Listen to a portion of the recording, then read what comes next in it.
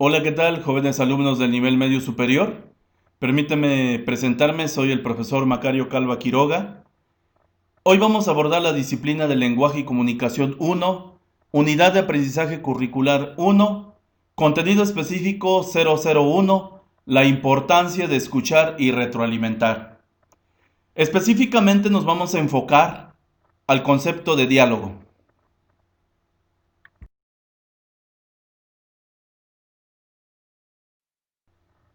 El diálogo y sus formas. ¿Qué es un diálogo? El diálogo es un intercambio de información que tiene lugar entre dos o más personas que se comunican directamente entre sí. Al haber escuchado la definición del concepto diálogo, podemos nosotros concretar que el diálogo, de manera contextualizada, podemos decir que el diálogo es la conversación, es una plática, es una charla. A grandes rasgos podemos nosotros deducir el concepto de diálogo.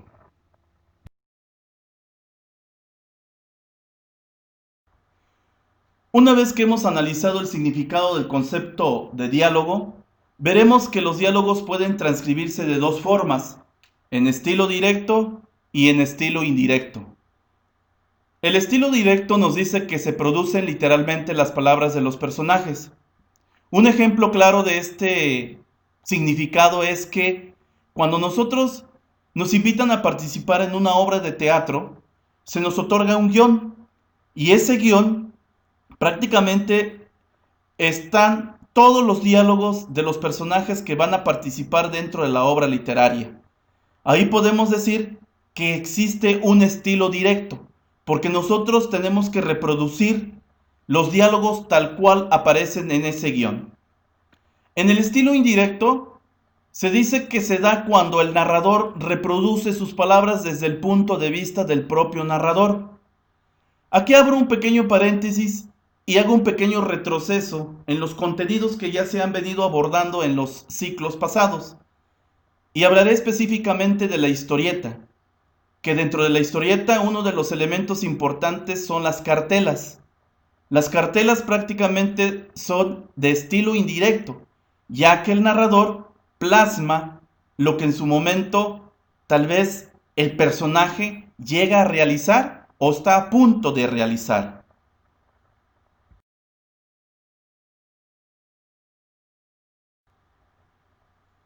Una vez que ya identificamos la diferencia entre el diálogo del estilo directo del estilo indirecto, pues a continuación te cito un ejemplo y vayamos al ejemplo. Estilo directo. Cuidado, podrías quemarte, dijo Luis. Estilo indirecto. Luis le dijo a María que tuviera cuidado, pues podría quemarse. Aquí claramente se observa qué diferencia hay entre el estilo directo y el estilo indirecto.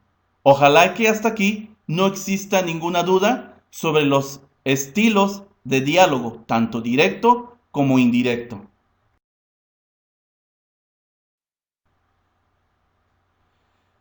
Vamos a hablar también de los tipos de diálogos. Tenemos dos tipos de diálogos, los diálogos espontáneos y los diálogos planificados. Vamos a iniciar con el diálogo espontáneo. ¿Qué es el diálogo espontáneo? Es aquel que no se prepara o no tiene una preparación previa. Ejemplo, la conversación, que entablamos tal vez con algún amigo, con alguna amiga, con nuestros padres, con nuestros maestros. El diálogo planificado. Se dice que se ajustan a un guión o plan previo. Quiere decir esto que están estructurados, que están organizados. Y un ejemplo claro podría ser la entrevista y el debate.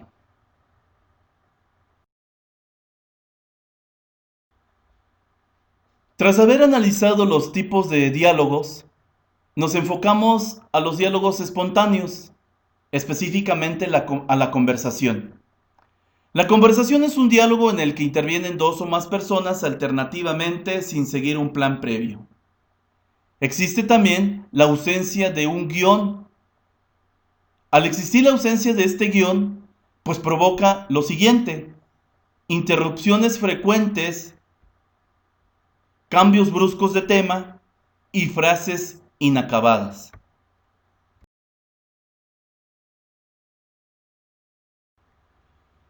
Analizaremos la estructura de la conversación. Dentro de esta estructura comprenden tres puntos muy importantes. La primera es la apertura, donde se da inicio a la conversación y suele incluir una forma de saludo o una llamada de atención entre un emisor y un receptor o varios receptores dependiendo del público. El cuerpo es la parte central en donde se intercambia la información. Y el cierre es cuando se concluye la conversación y suele incluir una fórmula de despedida, dependiendo de la situación, dependiendo del contexto, del emisor y del receptor.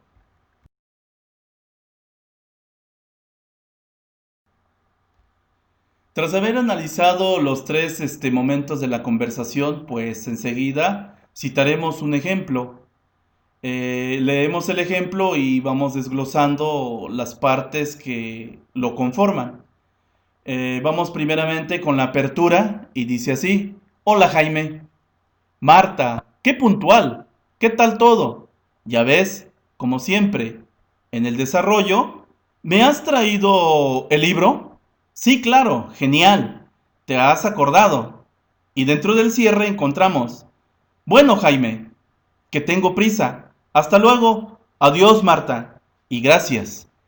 En este ejemplo podemos nosotros identificar claramente los tres momentos de la conversación.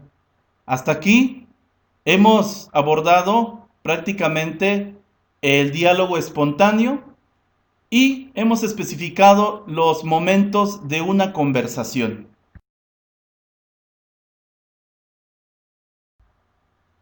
Una vez analizados los diálogos espontáneos y específicamente a la conversación y a las partes que la integran, pasaremos ahora a definir y a explicar qué son los diálogos planificados.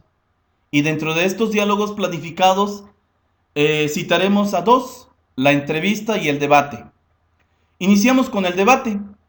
Nos dice que el debate es una discusión ordenada sobre un tema en el que dos o más personas defienden puntos de vista frecuentemente contrapuestos. Antes de iniciar el debate, el tema es elegido previamente para que los que participan dentro de este proceso pues sepan argumentar y sepan exponer sus ideas.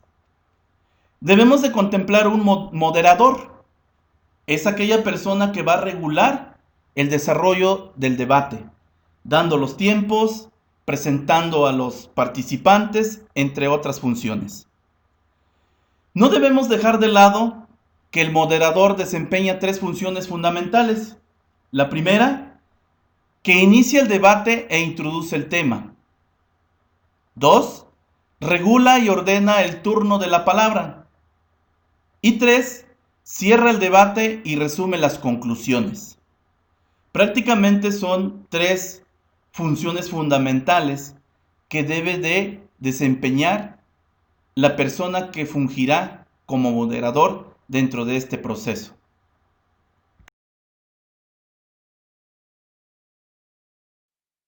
A continuación, pues tenemos la entrevista, otro de los diálogos planificados.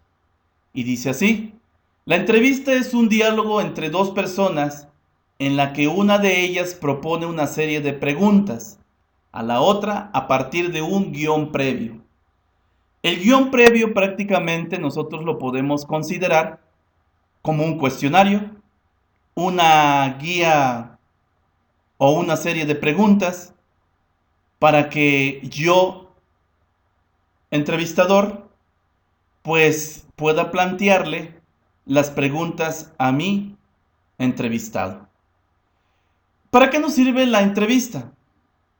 La entrevista nos sirve o suele realizarse para que el público conozca las opiniones de un personaje o o bien se adentre o se informe sobre un tema, sobre un hecho, sobre una noticia, entre otras.